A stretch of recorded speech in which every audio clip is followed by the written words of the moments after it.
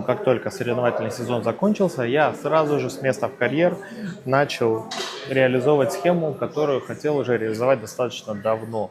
Основная сложность заключается в том, что мне нужно не просто скинуть вес, но при этом еще и сохранить по максимуму свои силовые показатели. Сейчас все расскажу, только надо пожать.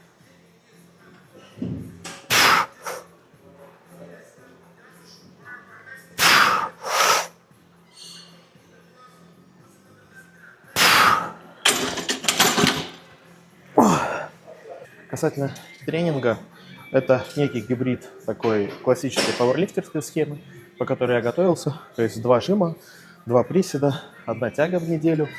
Плюс добавлен такой общий кач, чтобы сохранить мышечную массу, потому что в период дефицита калорий силовые показатели, мышечная масса могут сохраниться только при наличии этих самых силовых тренировок.